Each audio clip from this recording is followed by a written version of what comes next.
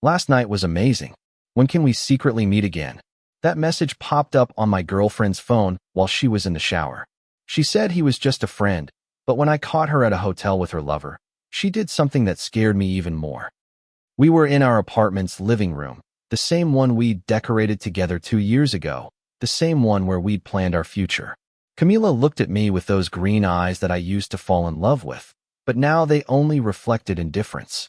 There were no tears, no regret, just annoyance because I'd caught her. The cheating had come to light in the stupidest way possible. Her phone rang while she was in the shower. A message from Diego Jim appeared on the screen. Last night was amazing. When can we see each other in secret again? I didn't have to read anymore. When she came out of the bathroom wrapped in my favorite towel, the one I'd given her for our first anniversary, I showed her the message without a word. I expected denial, I expected excuses, I expected at least an attempt at an explanation. What I didn't expect was her reaction. She calmly dried her hair, sat on the couch, and said those 5 words that would change everything. It was only once. Get over it. I'm Sebastian, I'm 32 years old, and I work as a civil engineer at a construction company. I've been with Camila for 5 years, or I should say. We met in college. She was studying interior design. She was always the popular girl, the one everyone wanted. And when she chose me, I thought I was the luckiest man in the world. For years I did everything to keep her happy. I paid most of the bills, I gave her whatever she wanted. I supported her when she quit her job to start her own decoration business. What she didn't know at that moment as she looked at me with that unbearable arrogance was that I'd discovered her betrayal 3 weeks ago. 3 weeks before that confrontation, I'd noticed changes in her behavior. More frequent nights out, messages she hid, nervous laughter when I asked who she was talking to. One night, while she was sleeping, I checked her phone. I know, it's not something I'm proud of, but my intuition was screaming that something was wrong. I found conversations with Diego dating back for months. It wasn't just once, it was regular meetings, luxury hotels that I paid for unknowingly when she used the additional credit card I'd given her. Explicit messages, photos that turned my stomach, plans to meet while I worked overtime to pay for her whims. But the worst part wasn't the physical encounters, it was reading how they made fun of me. Sebastian's so naive, she wrote. He works like a mule and doesn't even suspect a thing. Diego responded with laughs and derogatory comments about how I was the official sponsor of their affair. At that moment, at 3 in the morning, with my girlfriend's phone in my hand and tears falling on the screen, I made a decision. I wasn't going to confront her immediately. I wasn't going to give her the satisfaction of seeing me destroyed. I was going to plan my exit with the same precision I used to design structures at my job. During those 3 weeks, I acted like nothing was wrong. I smiled, I kissed her, I pretended to believe her lies about nights out with friends and work meetings. But behind that facade, I was moving pieces on a board she didn't even know existed.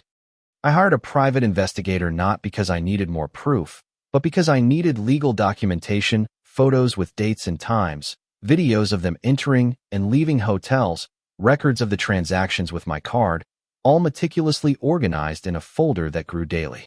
I spoke with a lawyer. Camila and I weren't married, but we lived together and she had access to several of my accounts. I needed to protect my assets and ensure the separation was as clean as possible from a legal standpoint. I spoke with my boss and explained the situation. I needed time off, and he, being a man who'd gone through a difficult divorce, understood perfectly, offered me support, and told me to take the time I needed. I looked for a new apartment, a smaller one, but completely mine. I signed the contract and started moving my most important things little by little.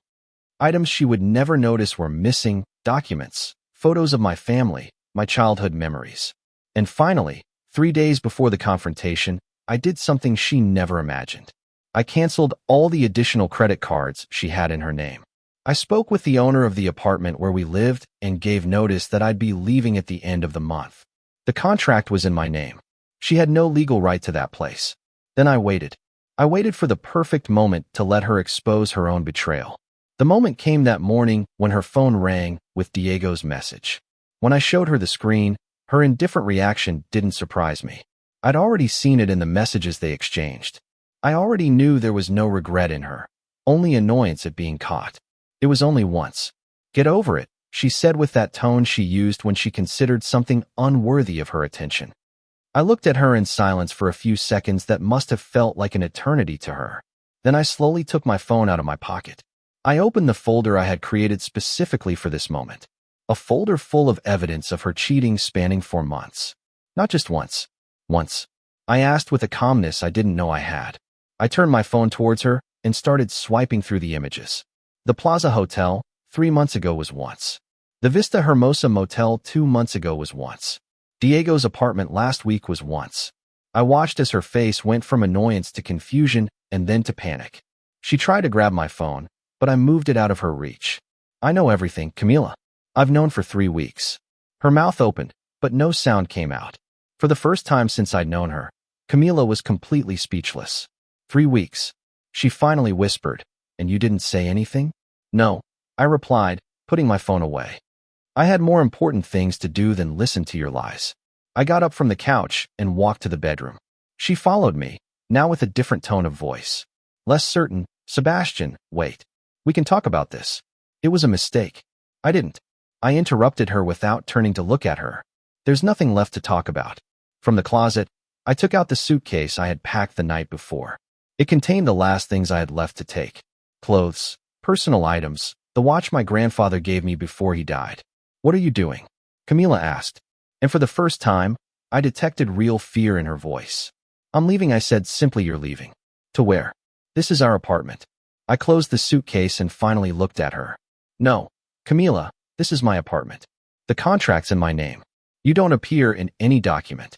I watched her process that information. I saw the exact moment reality began to hit her. "You can't leave me here alone," she said. And her voice was starting to break. "I don't have." "You don't have what?" I asked. "Money." "Of course not. You've been spending mine on hotels with your lover. You have nowhere to live." "That's not my problem. You have until the end of the month to find another place." "That's more than generous, considering the circumstances." "Sebastian, please." Now the tears began to fall. Tears that didn't appear when she confessed her infidelity, but that flowed easily now that she understood the consequences of her actions. I took my suitcase and walked to the door. She followed me, now sobbing openly. "I'm sorry." "Okay, I'm so sorry. It was stupid. It was a terrible mistake. But we can get over this, right? 5 years together can't end like this." I stopped at the door and looked at her one last time. "You're right. 5 years shouldn't end like this. They should end with mutual respect, with honesty, with love. But you chose to end them with betrayal, lies, and mockery behind my back." "Please," she begged, clinging to my arm. "Give me another chance. It'll never happen again. I'll cut all contact with Diego. I'll do anything." I freed my arm from her grip. "You know what the difference is between you and me, Camila? When you asked me for forgiveness and another chance, I would have done anything to give it to you. But I'm not you. I have self-respect." I opened the door and walked out without looking back. Her screams and pleas followed me down the hall, but I didn't stop. 5 years of a relationship had ended, not at the moment I discovered her infidelity, but at the moment she decided my love and trust were worthless. What Camila didn't know as I got into my car and drove away from that building was that my plan was just beginning. The justice she so deserved was about to arrive, and when it did, "Get over it," would sound like the stupidest words she'd ever said in her life. The first few days in my new apartment were strange. The silence was different from what I knew. There was no sound of her heels on the wooden floor, nor her music playing while she got ready, nor her endless phone calls with friends. It was a clean silence, without the weight of betrayal floating in the air. My new home was a modern studio in the city center, near my work. Nothing fancy, but it was mine. Every piece of furniture, every object, every decoration decision was completely mine. For the first time in 5 years, I didn't have to consult with anyone about the color of the walls or if I could hang that painting I liked. My phone wouldn't stop ringing. Camila called me every hour. She sent desperate text messages, crying voice notes. I blocked her number after the second day. Not because it hurt to hear her suffer, but because her suffering was no longer my responsibility. But Camila's infidelity and my silent exit weren't the end of the story. It was just the beginning.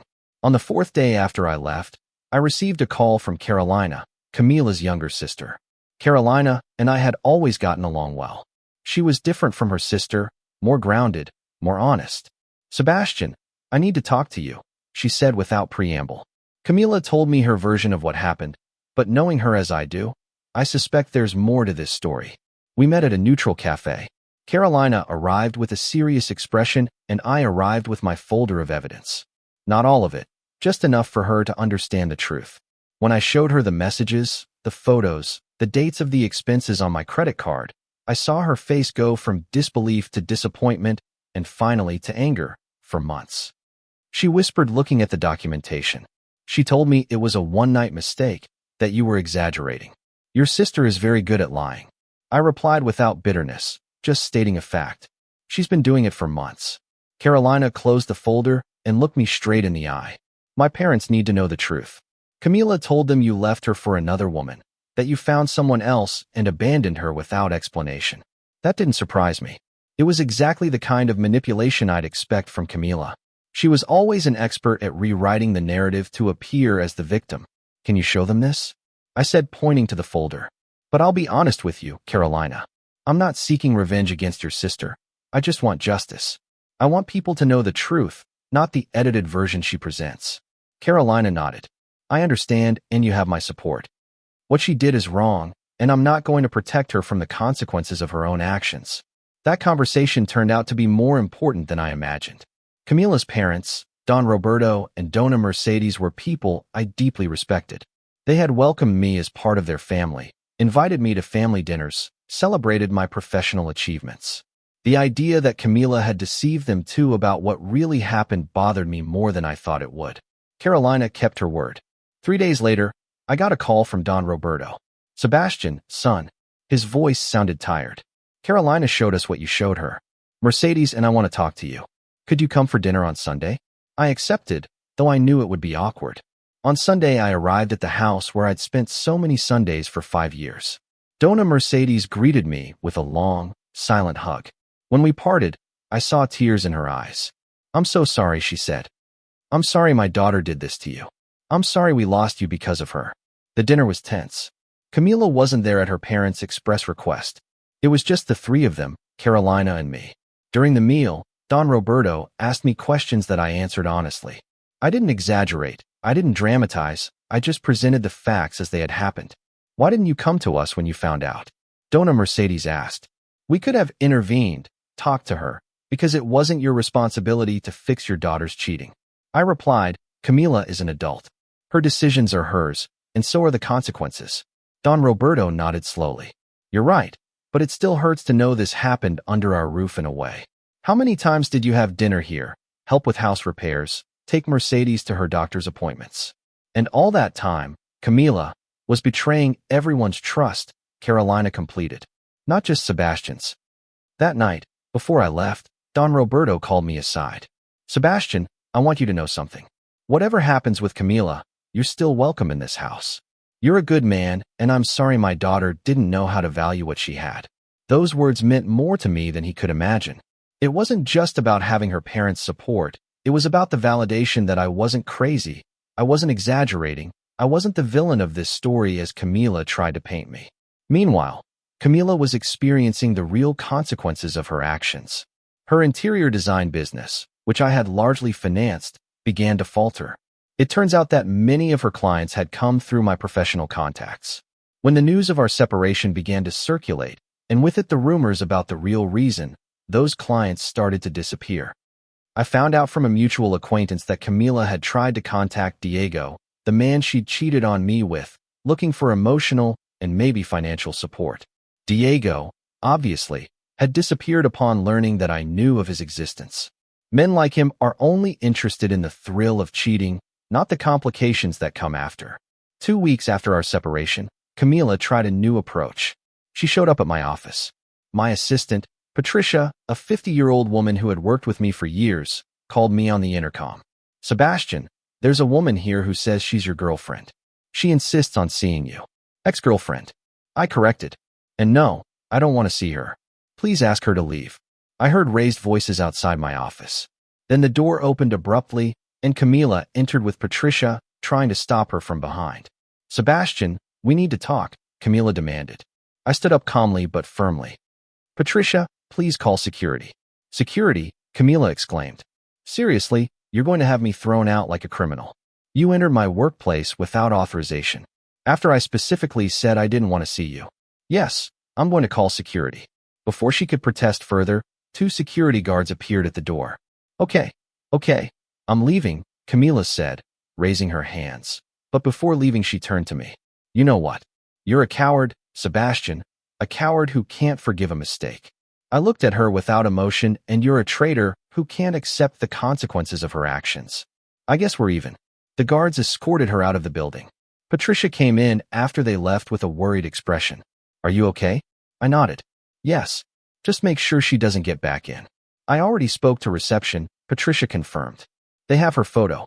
It won't happen again. That night my phone exploded with messages, not from Camila directly, but from mutual friends. Apparently, she had posted on social media a dramatic version of what had happened at my office, painting me as a cruel and insensitive man who had publicly humiliated her. For the first time, I decided to break my silence. I wrote a simple post on my social media. I didn't mention names, I didn't go into explicit details, but I made my position clear. There are 2 sides to every story. Then there's the truth. Infidelity isn't a mistake, it's a choice. Betrayal isn't an accident, it's a conscious decision. And when someone asks you to get over it, what they're really telling you is that your pain isn't as important as their comfort. Learn to value yourself enough to walk away from those who devalue you. I didn't mention Camila, I didn't need to.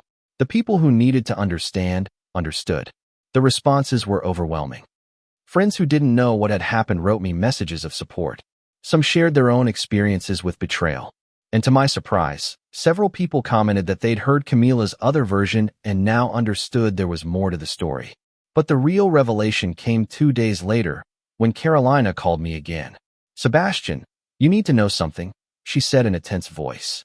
I just found out that Diego wasn't the first. My stomach sank. What do you mean? I found old messages on Camila's laptop. She left it here when she came to ask our parents for a loan. There was another man before Diego, someone named Marcos. That was about 1.5 years ago. 1.5 years. All that time, while I was planning our future, while I was working overtime to give her the life she wanted, she had been. Are you sure? I asked, though I already knew the answer. Completely. The messages are explicit. And Sebastian, in one of them, she tells Marcos she'd never leave you because you pay the bills so well. Those words hit me harder than all the previous evidence. It wasn't just about the physical betrayal. It was about the fact that she saw me as a means to an end, an ATM with feelings she could manipulate while seeking thrills elsewhere. Thanks for telling me, I managed to say. There's more, Carolina continued. My parents cut off all financial support when I showed them this. They told her she has to find her own way. Now let's just say she's not taking it well. I didn't feel satisfaction hearing that. Just a deep exhaustion. How many more lies were there? How many layers of deceit had I not yet uncovered?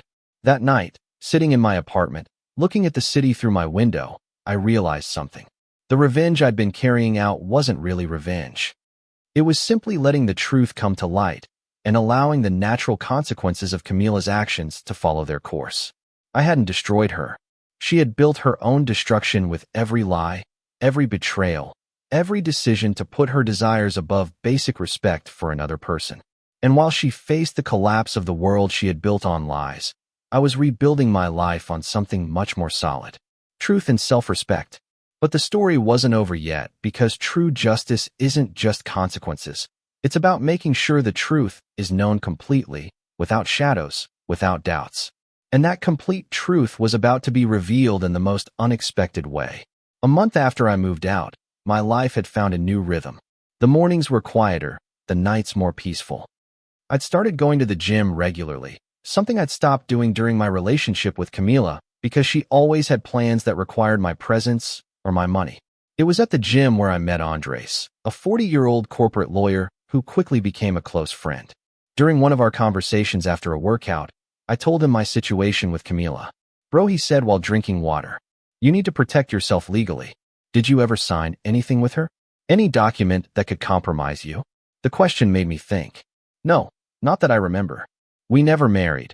We never had joint bank accounts after I closed the ones we shared in the apartment where they lived. Everything's in my name. I already spoke with the owner and gave notice. Andres nodded. Good, but let me give you some professional advice. Document everything, every interaction you have with her from now on. If she seeks you out, if she threatens you, if she tries to manipulate you, keep evidence. Desperate people do desperate things. His words turned out to be prophetic. 2 days later, I received a certified letter. It was from a lawyer representing Camila. The letter alleged that I owed her financial compensation for emotional distress and for uncompensated contributions to the household during our relationship. I read the letter twice to make sure I wasn't hallucinating. Camila, the woman who had cheated on me for months, who had used my money to pay for hotels with her lover, who had repeatedly lied to and betrayed me, was now suing me for emotional distress. I called Andres immediately. It's an intimidation tactic, he explained after reading the letter. It has no legal basis. You weren't married. She can't prove any significant financial contribution, and frankly, with the evidence you have of her infidelity, any judge would throw this out. So what do? Respond through a lawyer. Don't contact her directly. And Sebastian, get ready. This is probably going to get ugly before it gets better. Andres recommended a colleague of his, lawyer Elena Vargas, a specialist in family law. Elena was a woman in her 50s with a formidable reputation in the courts. In our first meeting, she reviewed all my documentation, Camila's messages with Diego and Marcos, the expense records on my credit card, the private investigator's photos, the conversations where she mocked me. This is legal gold, Elena said. But I need to ask you something important, Sebastian. What do you want to achieve here? Do you want to fight back, or do you just want to be left alone? I thought about her question carefully. I want justice.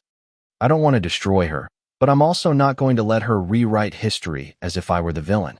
I want the truth to be clear. Elena nodded. Then we're going to respond to her lawsuit with a countersuit. Not for money, but for defamation. Every social media post where she's painted you as the bad guy, every lie she's told friends and family, all of that is defamation, and we're going to demand a public retraction. The strategy was risky, but I felt it was necessary. Not for revenge, but because allowing her lies to circulate unchallenged would be to validate them. While the legal process began to unfold, my personal life continued to improve.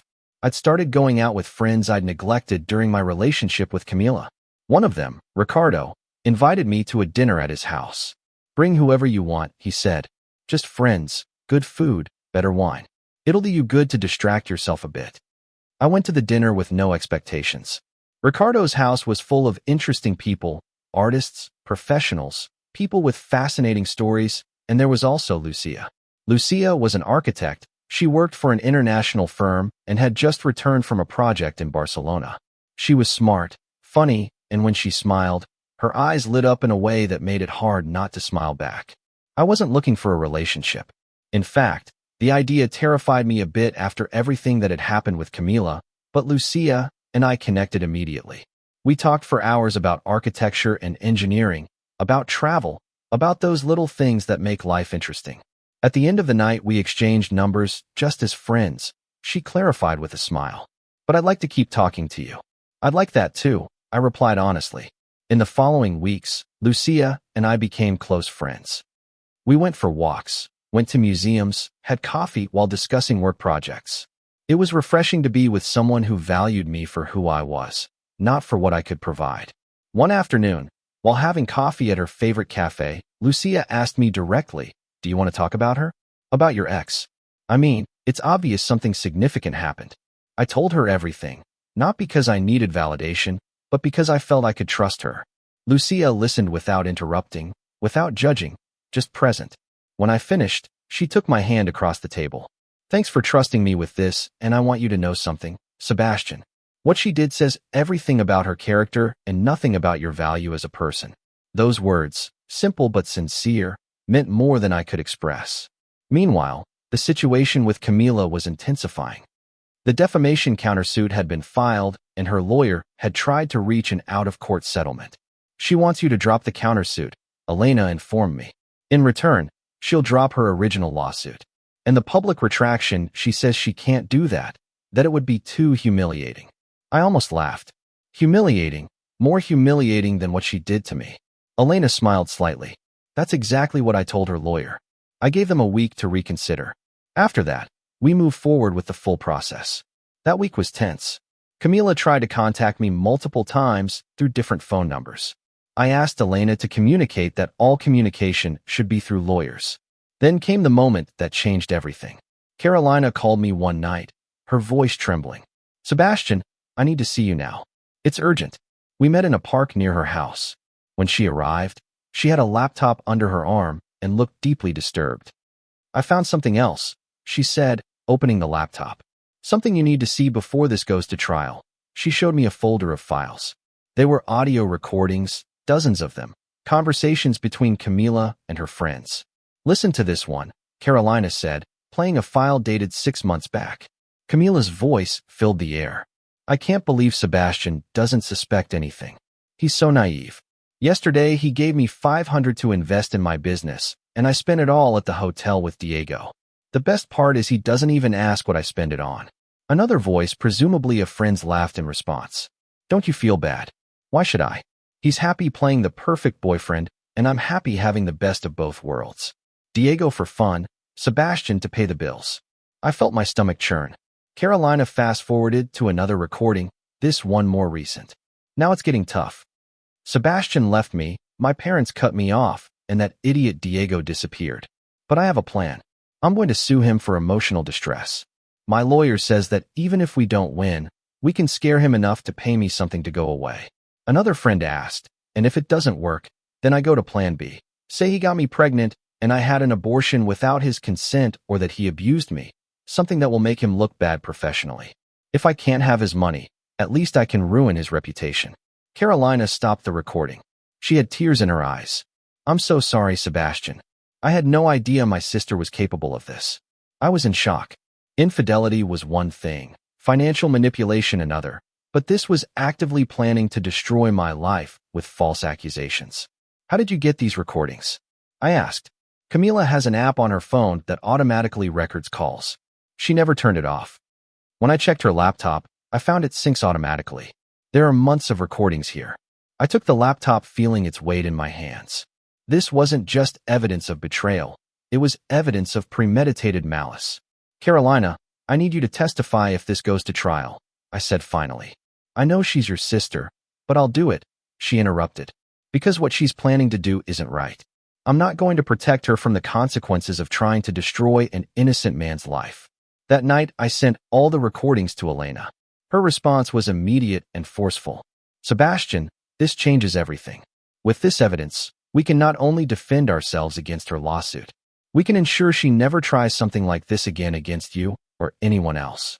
What do you suggest? One last chance to settle.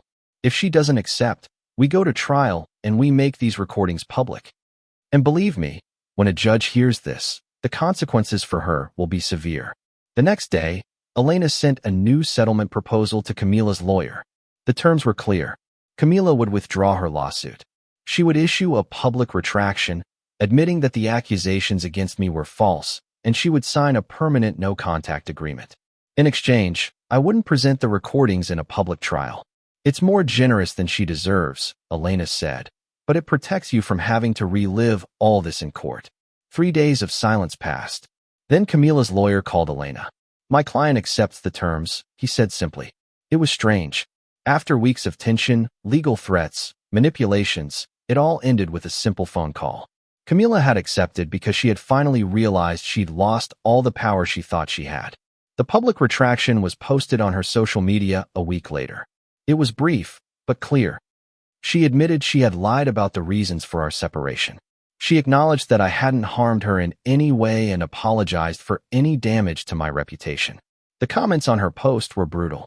Friends and acquaintances who had believed her version of events expressed their disappointment and anger.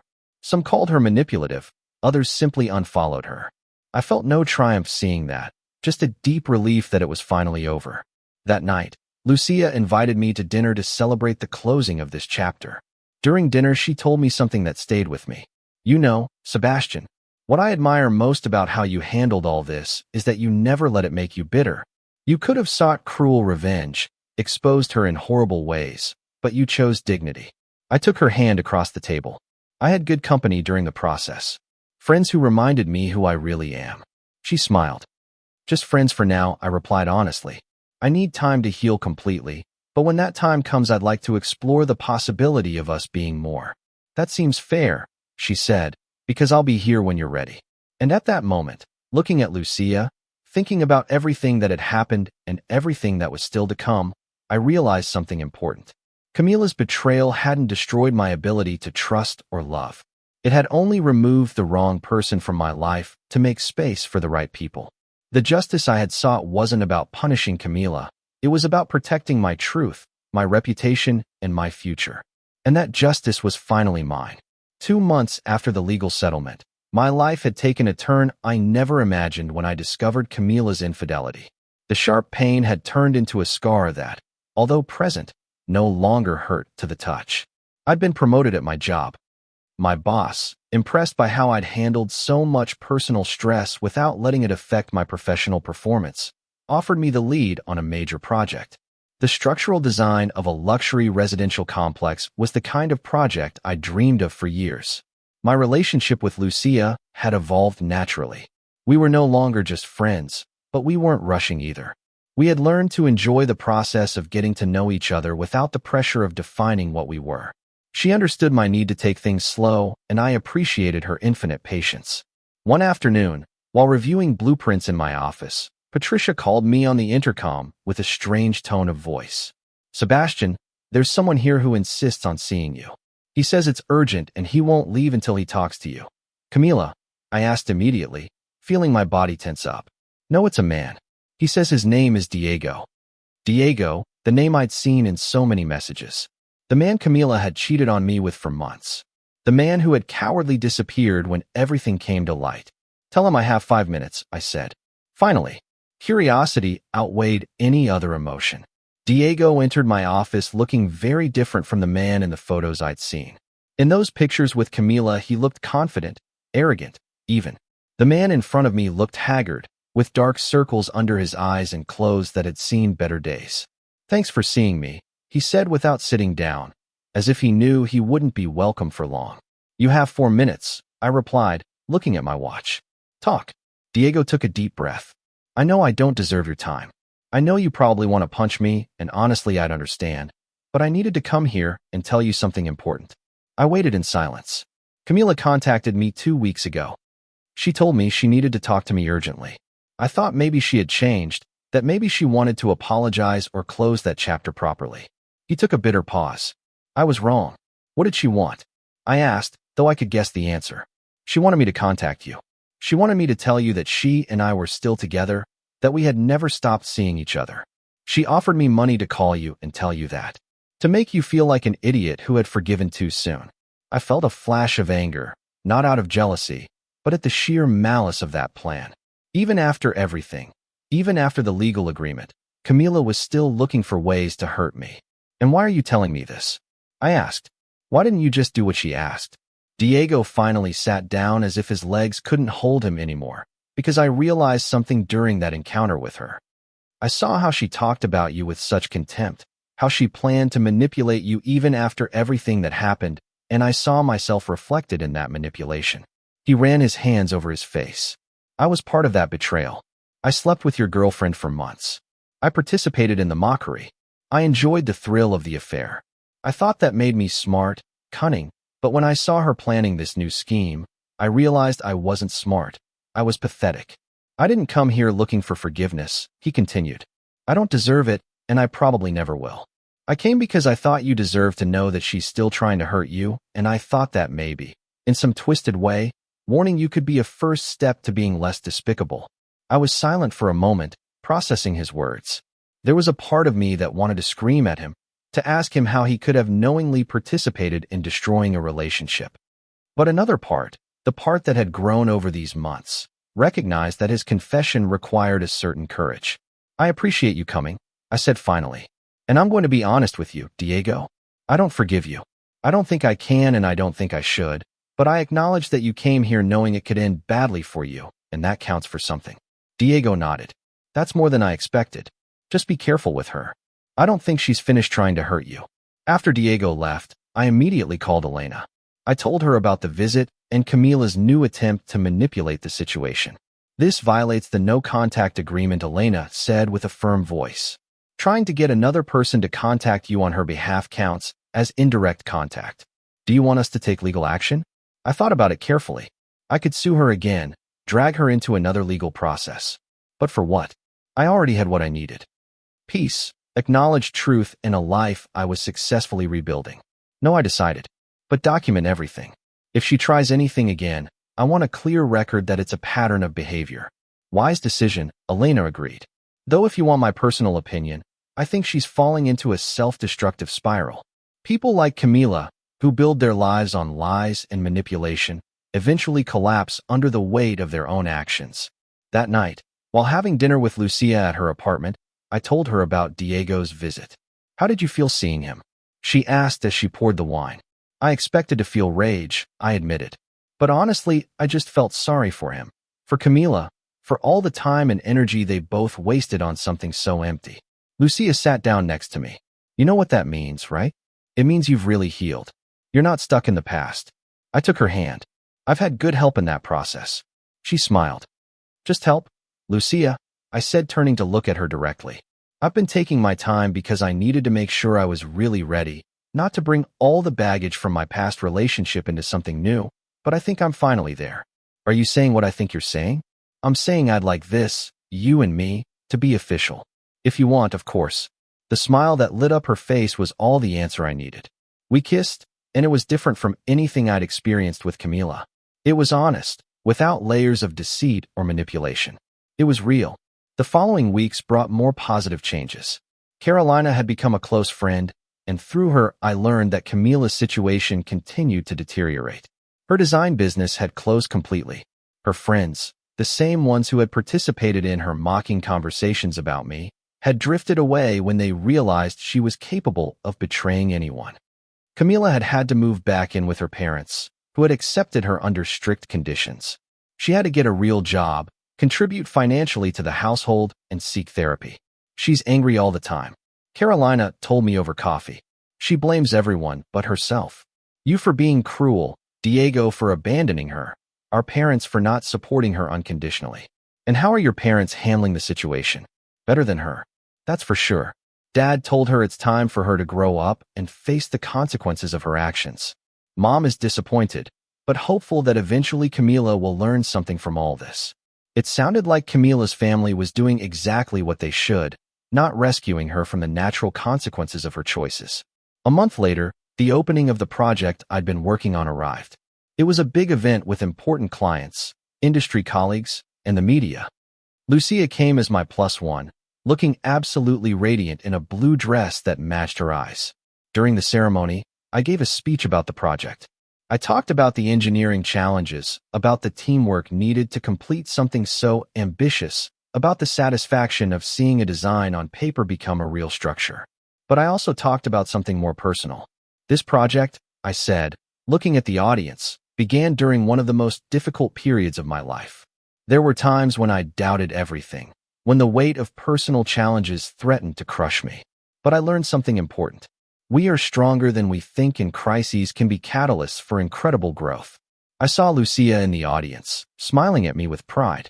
I saw my colleagues nodding in recognition, and I realized I had reached the other side of the storm, not just intact, but improved. After the event, as Lucia and I walked to the car, my phone rang. It was an unknown number. Normally, I wouldn't have answered, but something made me do it. Sebastian. The voice was Camila's, but it sounded different. Smaller, more broken. Camila, I said in a neutral voice. This violates our no-contact agreement. I know. I'm sorry, I just needed to tell you something. I saw the photos of your opening on social media. I saw your speech, and I realized something. I waited in silence. I realized I really lost everything. Not just you, but the chance to be part of something real, something honest.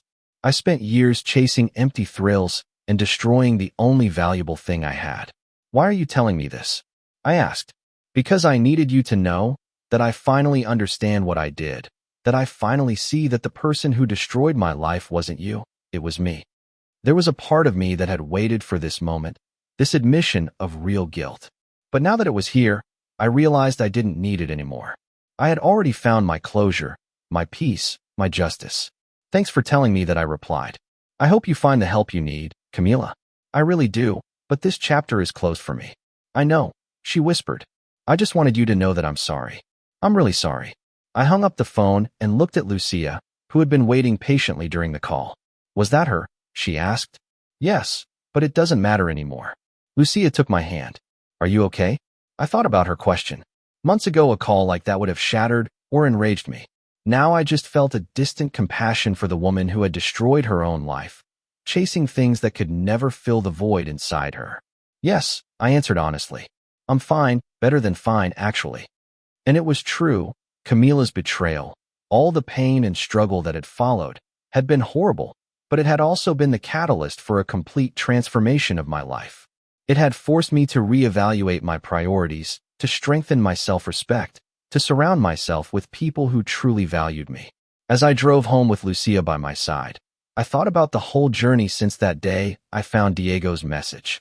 It had been a journey from betrayal to justice, from pain to healing, from loss to a new beginning. And the best part was that the story wasn't over. This wasn't an ending, but a new beginning. And this beginning was built on something much more solid than my relationship with Camila ever was. Honesty, mutual respect, and genuine love.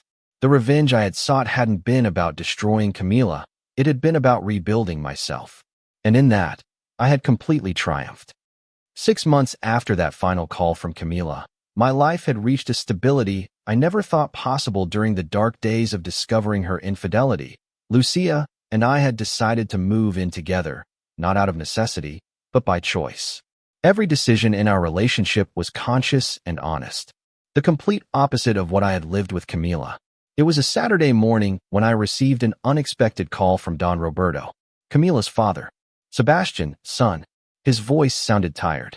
Could you come to the house? There's something Mercedes and I need to discuss with you. Carolina will be here too. The tone of his voice worried me. Is everything okay? Did something happen? We're all fine physically, but there's a situation with Camila that, well, I'd rather explain it to you in person. I arrived at Camila's parents' house that afternoon. Carolina greeted me at the door with a long hug. Thanks for coming, she whispered. This is going to be hard to hear. In the living room were Don Roberto and Dona Mercedes, both looking years older than the last time I had seen them. On the coffee table was a thick folder and several scattered documents. Sit down, please, said Don Roberto, pointing to the armchair. There's something we discovered 3 days ago that we think you should know.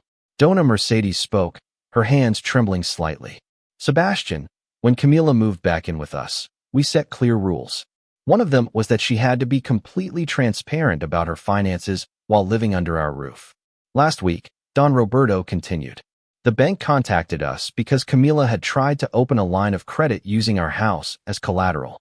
Of course, they rejected her because she didn't have our authorization, but they alerted us to the attempt. Carolina intervened. That led us to investigate further. Dad hired an accountant to review Camila's finances from the last few years. Don Roberto pushed the folder towards me. What we found was disturbing. I opened the folder and began to review the documents. They were bank statements, transaction records, and a detailed financial analysis. What they revealed left me speechless. During the years we were together, Camila had accumulated debts of over $100,000, credit cards in her name that I didn't know about, personal loans, money owed to friends, all spent on designer clothes, trips, hotels for her encounters with Diego and Marcos, and other things I couldn't even identify. But there's more, said Carolina in a tense voice. Look at the date of some of these transactions. I looked more carefully. Several of the largest debts had been incurred just after we broke up. Camila had gone on a wild shopping spree, apparently trying to fill the void with consumerism. She's being sued by 3 of her creditors, explained Don Roberto. And when she tried to use our house as collateral without our permission, she crossed a line we can't ignore. Dona Mercedes had tears in her eyes. We've tried to help her, Sebastian. We've paid some of her smaller debts.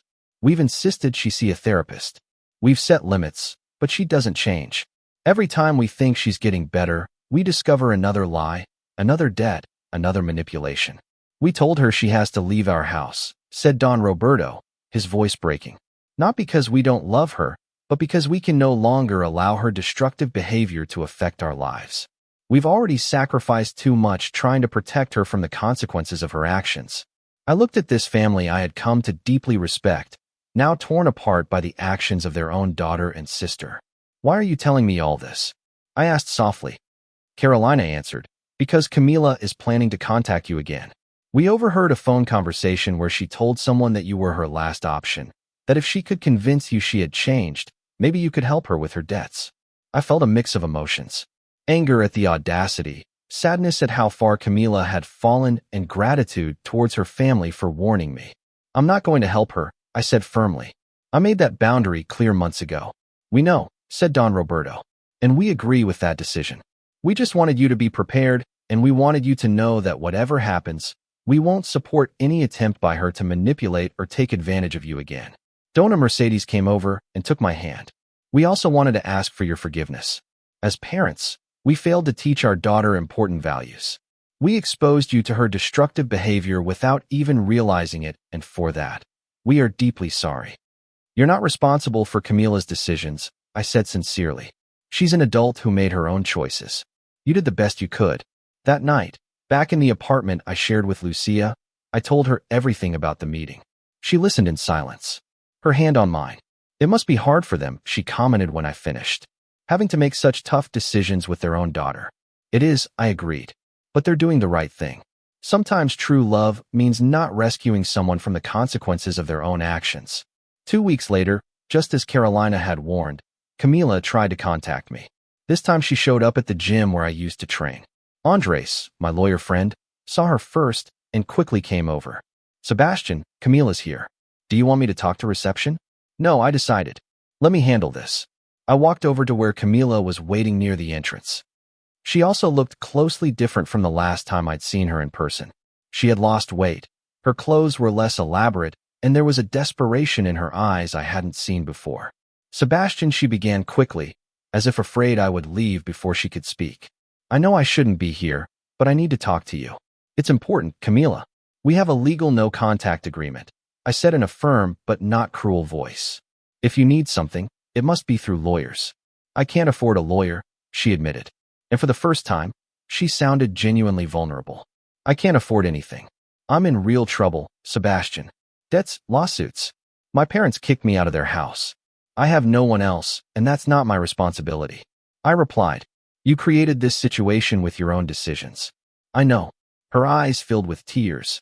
I know I did, and I know I don't deserve your help after everything I did to you, but I'm desperate. I just need a loan, something to get out of this hole. I promise I'll pay you back. There was a part of me, small but present, that felt compassion. Not for the woman who had betrayed me, but for the human being who was clearly suffering the consequences of years of bad decisions. Camila, I said calmly, months ago I told you that you needed to learn to value yourself enough to make better choices. Nothing you're experiencing now has changed that. In fact, it's only confirmed that you need to face the consequences of your actions. If you're ever going to really change, then you're not going to help me. She whispered. I'm not going to rescue you, I corrected. There's a difference. Rescuing you would be giving you money and allowing you to continue the same destructive pattern. Helping you would be pointing you towards the resources you really need. Therapy, financial counseling, support groups, but the work of using them has to be yours. I took out my wallet and pulled out a card I had saved specifically for this moment, if it ever came. It was from a community center that offered free counseling services and debt management programs. Call here, I said, handing her the card. They can help you create a plan to manage your debts and connect you with resources to find a job and housing, but you have to do the work. No one can do it for you. Camila took the card with trembling hands. That's it. After 5 years together, the only thing you're going to give me is a card from a help center. The only thing I can give you, I replied, is the same opportunity you gave me when you said, it was only once, get over it. The opportunity to face reality and decide who you want to be from now on. That's cruel, she said with a broken voice. No, Camila. Cruel was betraying me for months while mocking me with your lover. Cruel was trying to sue me for emotional distress after what you did to me. Cruel was planning to falsely accuse me of terrible things just to get money. This isn't cruelty, this is justice.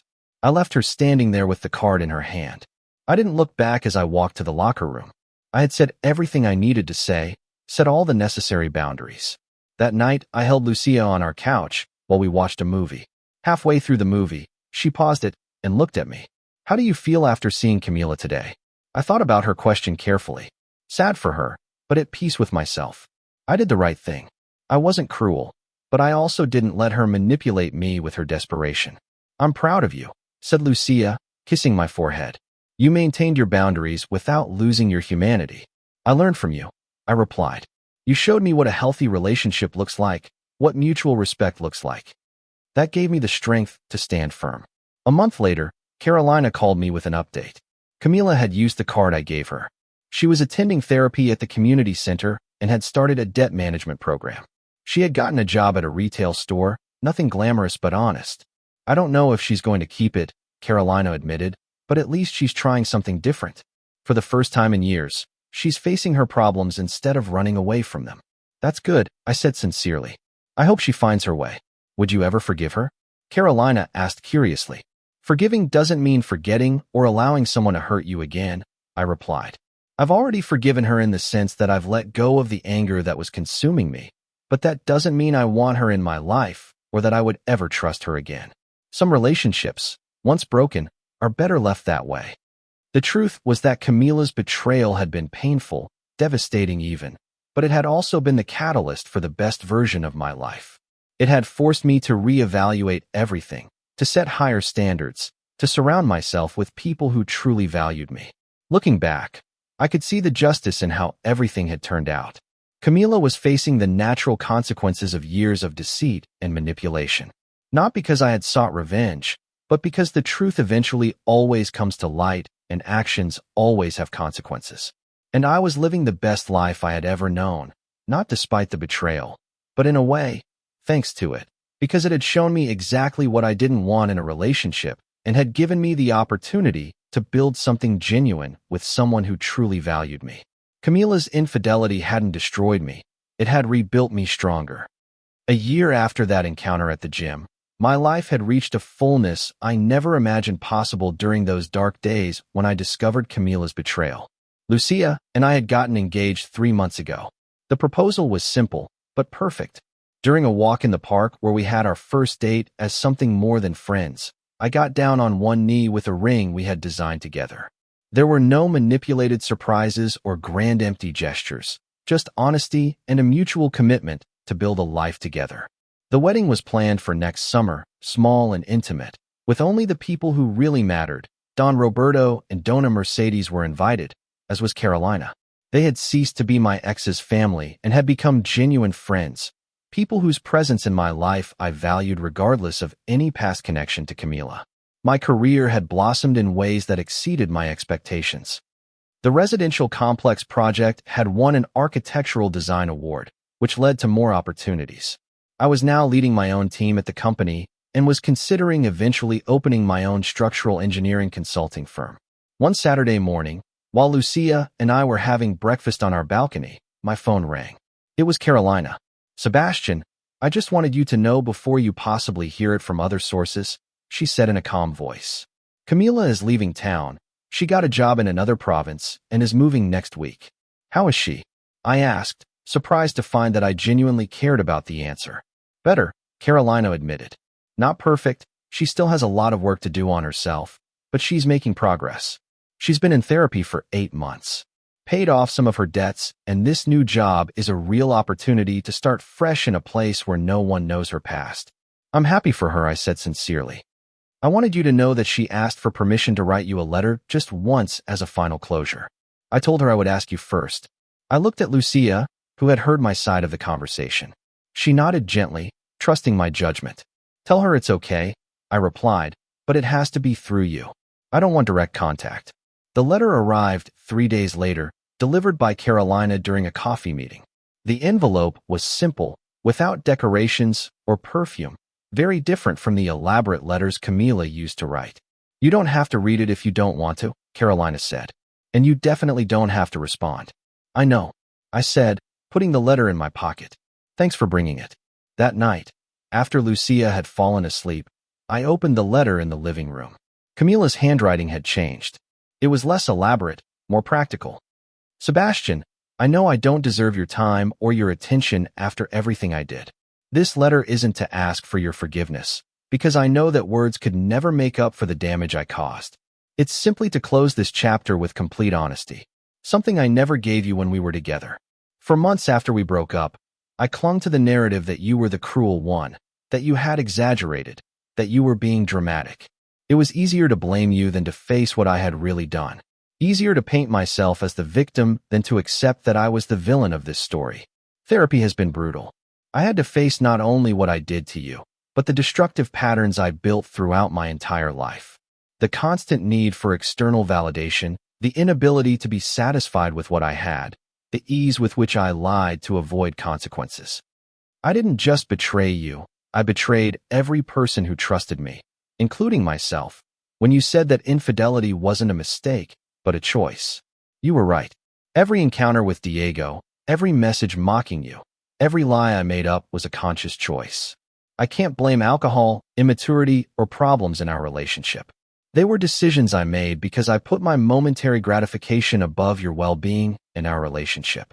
The justice you sought wasn't revenge. It was simply allowing the truth to be known and for me to face the natural consequences of my actions. And although it was painful to lose everything, my parents cutting off their support, my business collapsing, my friendships disappearing, I now understand that I needed to lose everything to finally start building something real. I'm leaving town not to run away, but to start over with the lessons I've learned. I have an honest job waiting for me, a therapist I'll continue to see virtually, and for the first time in my life, a real commitment to be better, not to impress others, but because it's the person I want to be. I don't expect your forgiveness, I don't deserve it. But I wanted you to know that the lessons you taught me, the boundaries you set, the reflection you forced me to see of myself, although devastating, were also necessary. I hope you're happy, Sebastian. I really do, because despite everything I did, you never let my betrayal turn you into someone bitter or cruel. You maintained your integrity even when it would have been easier to seek destructive revenge. That says everything about your character and nothing about mine. Thank you for the good years before I ruined them, and thank you strangely for not rescuing me when I needed it. It forced me to learn to rescue myself. I wish you all the best, Camila.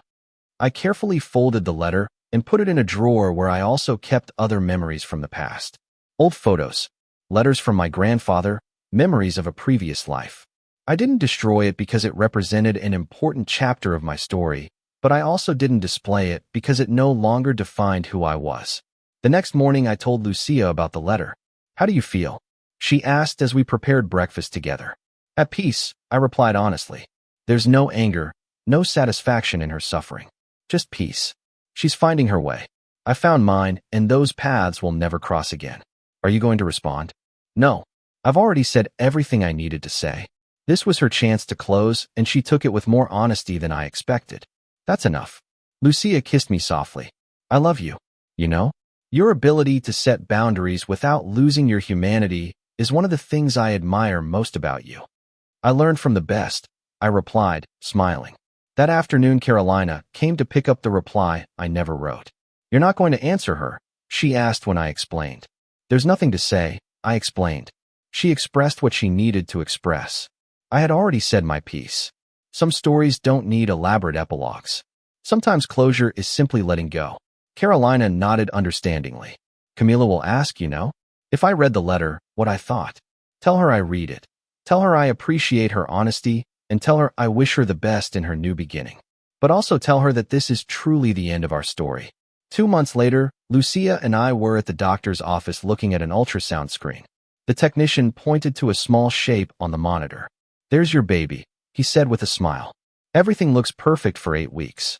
I took Lucia's hand, both of us with tears in our eyes. This was the future we were building together, based on honesty, respect, and genuine love. That night, while we were having dinner with Don Roberto, Dona Mercedes, and Carolina to share the news of the pregnancy, Don Roberto raised his glass in a toast.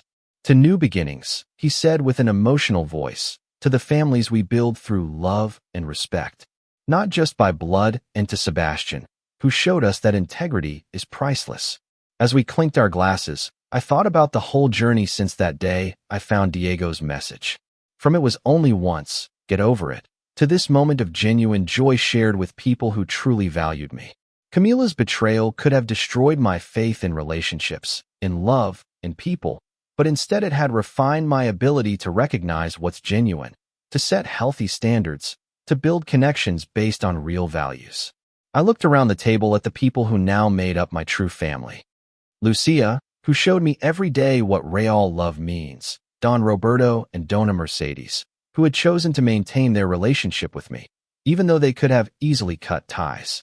Carolina, who had chosen truth over blind loyalty, and the baby growing inside Lucia. A new life that would be raised with the values of honesty and respect that I had learned the hard way. Camila's infidelity had taught me valuable lessons about boundaries, self-respect, and the difference between rescuing and helping. Her betrayal had hurt me deeply, but the scars had turned into wisdom. And the justice I had sought hadn't been about punishing her, but about protecting my truth. A justice that didn't destroy anyone, but allowed everyone to find their own paths to growth. Camila was rebuilding her life in another city, finally facing her demons. I was building a family with Lucia, based on everything I had learned about what really matters, and we were both better off for having closed that chapter for good. Have you ever felt that a betrayal, however painful, ended up being the push you needed to find something better? Have you had to set difficult boundaries with someone you loved? I'd like to read your experience in the comments. Thanks for joining me on this story. If it resonated with you in any way, don't forget to leave your like and subscribe to the channel. Your support means a lot. See you in the next story.